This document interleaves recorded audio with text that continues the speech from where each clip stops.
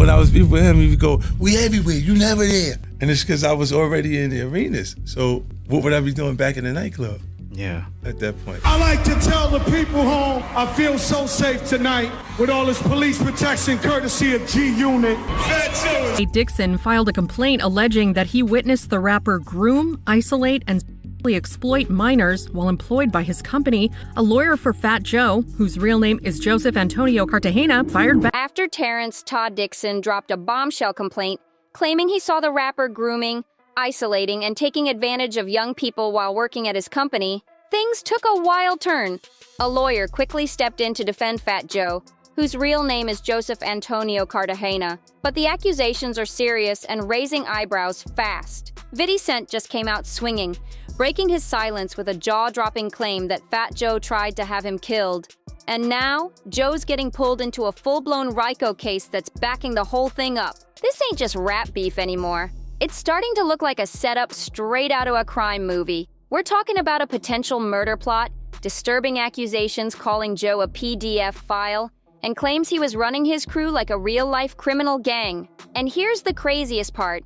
The guy dropping these bombs? It's none other than Joe's own hype man. He was right by Joe's side for over 10 years. So where does 50 Cent fit into all this mess? Well, everyone remembers that old-school beef between 50 and Joe. It was legendary. But according to this new lawsuit, Joe allegedly tried to take 50 out multiple times. The only reason it didn't happen? 50's security team was always on point and never slipped. Now here's the twist.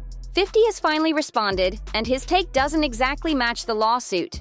He's saying it wasn't that deep, but fans aren't buying it. They're wondering, why would he play it down if someone really tried to end him? Unless there's something way bigger going on behind the scenes. So now, all eyes are on this RICO case. What exactly does it say about Fat Joe? How did 50 react? And how does this all link back to that old-school war between G-Unit and Terror Squad? 'Cause people are starting to think this ain't just about Joe getting sued. This could crack open something huge. Once you see the names involved, the timeline of events, and the wild accusations, it gets way deeper. Some are even saying the stuff Joe's being accused of might be worse than what Diddy's facing. Let's break it all down. According to this explosive new lawsuit from Fat Joe's former hype man, Terrence Todd Dixon, Joe didn't just want 50 Cent quiet. He allegedly wanted him gone. Dixon claims Joe put out a hit during the height of their beef, and the plan was to make it look like a random robbery. The lawsuit goes all in, saying Fat Joe was part of a cold, calculated plot to murder rapper Curtis Jackson, better known as 50 Cent, sometime between late 2006 and early 2007. At the time, Joe was living in Miami when he supposedly got a call that 50 was spotted at a venue in New York. That's when, according to Dixon, Joe gave the order. A hit was on. But the problem? 50 Cent was rolling with serious security, like Navy SEAL-type protection, and the shooters didn't have the guts to go through with it. The lawsuit even claims Fat Joe was straight up telling folks to put a bag on 50 Cent's head and was heated it couldn't happen fast enough. And it didn't stop there. Dixon says Joe told people he'd been trying to get 50 for a minute. The lawsuit describes Joe as so upset when the plan failed that he was shaking with frustration, showing just how deep the planning and involvement really went. It gets even wilder. The lawsuit claims they were tracking 50's every move, using his show schedule to try and catch him slipping at different events. It was supposed to be a sneak attack, out in public but under the radar. So when this whole thing hit the news and people waited for 50 Cent to snap, he shocked everyone. Instead of clapping back with a fiery rant, he posted something unexpected, a message that looked like he was defending Joe. He even brushed off Dixon's lawsuit and called it a stick-up, leaving fans totally confused and suspicious that there might be way more to this story. 50 Cent posted a photo of him and Fat Joe with Young Buck's "Prices on My Head" playing in the background, and his caption had people spinning. He wrote, "These baseless accusations and claims are not credible. I'm sorry Joe has to endure the public scrutiny and damage to his reputation. This is a stick-up. I wrote this hook.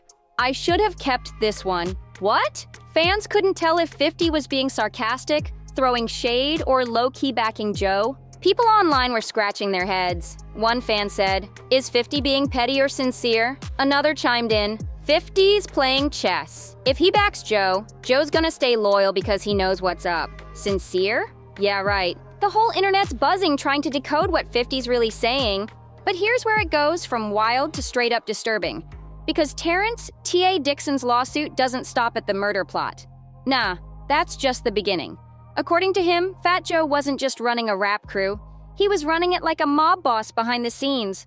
And the hit on 50 wasn't the only dirty play. Dixon claims Fat Joe was involved in inappropriate relations with minors and even allegedly paid for a procedure for a girl who was just 15 years old. The lawsuit, filed in federal court in New York, is so intense and graphic it actually starts with a trigger warning. And get this, it's 157 pages long, but it doesn't stop there. Dixon says Joe made him go through humiliating, forced situations, including being made to take part in adult acts under pressure, while being watched, with threats of being stranded in foreign countries if he didn't go along. He claims he was coerced into more than 4,000 acts just to stay in Joe's circle and keep his position in the crew. This is more than just a beef now. These are serious allegations that could change everything for Fat Joe. But definitely the most disturbing part of the lawsuit is the one where Dixon describes how Fat Joe allegedly engaged in relations with female victims who were not legal adults at the time. Dixon also claims he personally witnessed Fat Joe engage in relations with victims who were 15 and 16,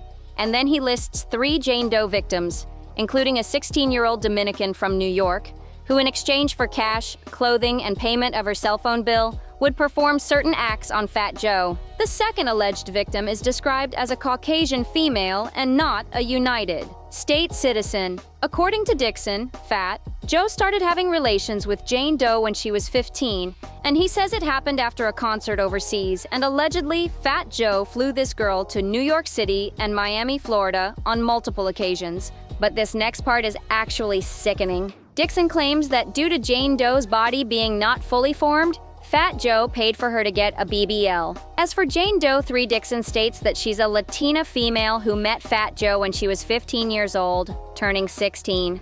According to Dixon, Fat Joe was in love with Jane Doe 3, and he even contemplated leaving his wife. The complaint alleges that Fat Joe paid all Jane Doe 3's bills and even took her overseas to his tour stops. And he also allegedly brought her to Florida and would put her up in a condo he rented a few blocks from his house with his wife. According to Dixon, Fat Joe was in his late 30s at the time. Dixon didn't just drop names, he dropped receipts too. He came with a stack of photos showing Jane Doe 3 kicking it with her high school crew.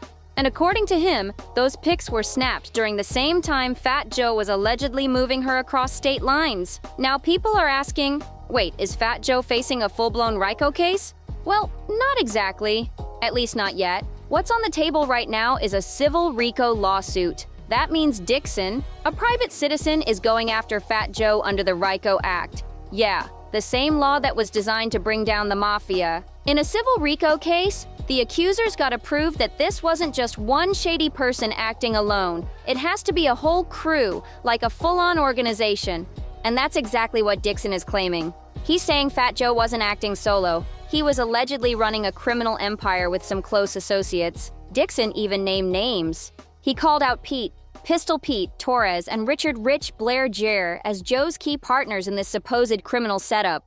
But that's not all. Dixon also has to prove this so-called enterprise was knee-deep in a pattern of illegal hustle. That means more than one crime. Think fraud, extortion, drug trafficking, or even threatening witnesses. And it can't just be a one-off, it's gotta be a repeated, organized grind. See, RICO laws make everything sound way more intense. It turns accusations into a picture of a calculated criminal network, not just random shady moves. And that's why lawyers love to use it when they're trying to make a case sound massive. Even though it's a civil case, just hearing the word RICO gets everybody shook, including the feds. Because let's be honest, if there's one thing they love, it's watching a longtime insider suddenly flip and spill all the tea. And Dixon, he's claiming he saw everything go down up close. In a time where hip-hop's no stranger to RICO headlines, from YSL to Casanova to Diddy, the streets know the feds are lurking. But if what Dixon's saying is true, and this alleged setup ran strong for over 10 years, the big question is, why did he stay quiet all this time? He's 57 now, calling this a straight-up stick-up. So, what finally made him speak? According to Dixon, it was fear. Not just fear of losing his career, but fear for his life. He says he got threats when he tried to back away, and that Fat Joe kept him close because he knew too much. That's wild. Most folks outside the game don't even know who Terrence Dixon is. But for 16 years, he was Fat Joe's right-hand man on stage. The hype man, always in the spotlight but never the star. Now Dixon's flipping everything, claiming Joe used his fame to trap people around him with intimidation and fear. So now people are wondering, what's this really about? Is Dixon chasing justice? Or is this a personal vendetta? Because according to him, it wasn't just one falling out. It was years of being used, barely paid, and eventually shoved aside when he stopped going along with the game plan. And to make it even crazier, Dixon dropped a bomb. He's accusing Rock Nation of helping Joe run the whole operation. Dixon didn't hold back. He straight up called Rock Nation a strategic facilitator in all this mess. He's accusing them of either knowing about or purposely turning a blind eye to Fat Joe's alleged crimes. And according to Dixon, he wasn't just a witness, he was a victim. He's talking forced labor, money scams, threats of violence, and even accusations tied to ex-trafficking. Serious stuff. But let's talk timing, because that's what's got people side-eyeing this whole situation. Why now? Fat Joe's been pretty low-key lately, while the heat's been locked on other major rap moguls. So some are saying Dixon might be sliding in now, hoping to catch the wave and grab a payout while the feds are deep in the hip-hop world. But others think, what if he's actually telling the truth? What if this is just the beginning and everything's about to unravel? This lawsuit isn't some short complaint either. It's a massive 157-page RICO bombshell loaded with explosive claims, even touching on dark topics like PDF file activity. And yet, in the middle of all this chaos, 50 Cent is out here brushing it off. He's calling it a setup, backing Fat Joe, even though he had no problem going at Diddy hard, and dragging Jay-Z into the mix too.